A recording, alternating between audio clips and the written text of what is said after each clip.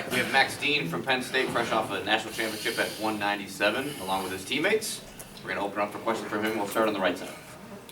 Max, your embrace with Casey and then Kale seem to have some meaning to it. What have those two meant to you for this journey?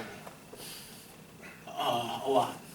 Honestly, I was kind of at a place where I was so tired of what had been happening to us and getting our season canceled and losing a lot of my purpose. I was kind of ready to be done, and I needed something, and they gave it to me.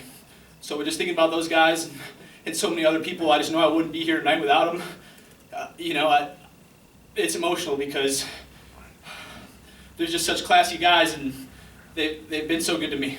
And what's it mean when a teammate jumps up on the podium and helps celebrate like Carter did with you? Everything. Carter pushes me.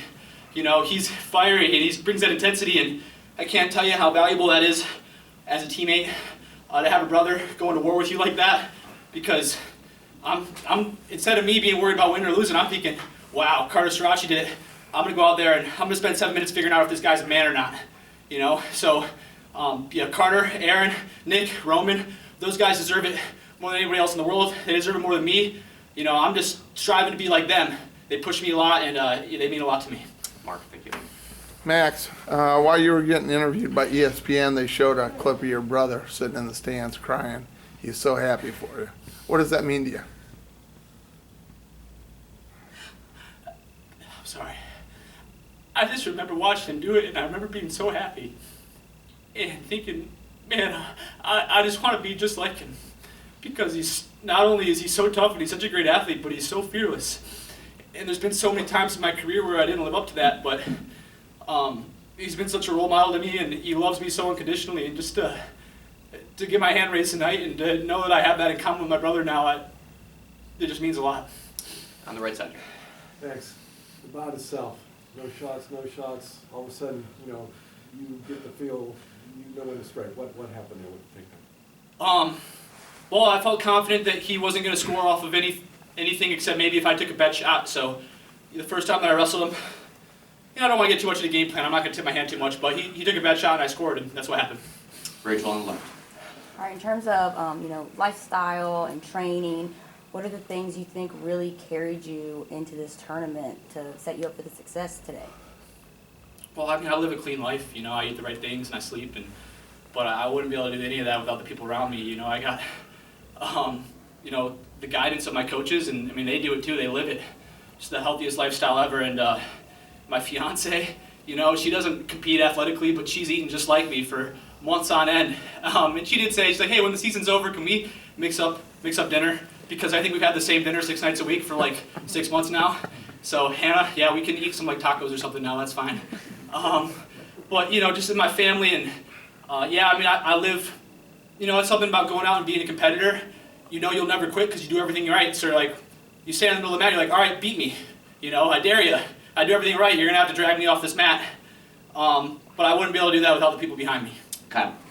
In your heart of hearts, could you beat Gabe Dean right now?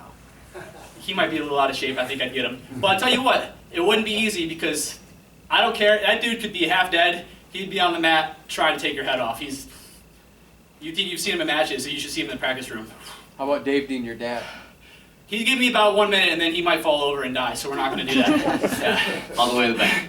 You mentioned sleep. After 2019, you told us that on Friday night you tossed and turned a lot and had a lot of sleep trouble. How'd you sleep last night? Like a baby. Yeah. To clarify, what was your go-to meal 6 nights a week? I had kale salad with homemade dressing, some sort of meat, whether it be steak, salmon, or chicken, and then like baked potatoes.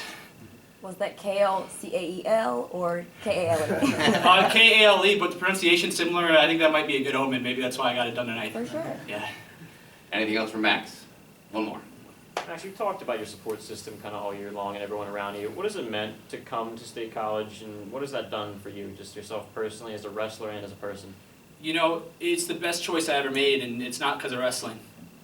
I mean that. I know everybody would say that, but I remember thinking before the season even started, I was like, if I don't start, if I don't ever win a match, I'm just lucky to be here, because their perspective on life, I think that's why they are so successful, is just so, it's next level. You talk about what integrity is. Integrity is having values and sticking to them, even when it's uncomfortable. So, I mean, that's the type of guys they are. That's why in situations when it's uncomfortable out here, we're competing, it's 1-1, your dreams are on the line, but you're still focused because you got values, you decided how you're going to wrestle, you're sticking to it no matter what happens. And I mean, that's Cale Sanderson, that's Casey Cunningham, that's everybody else. And so yeah, I mean, going with them, adding them to my support system, you'd be silly not to. Thanks, Mac. Congratulations to you and your Thank you team. very much, yeah. Recording stopped.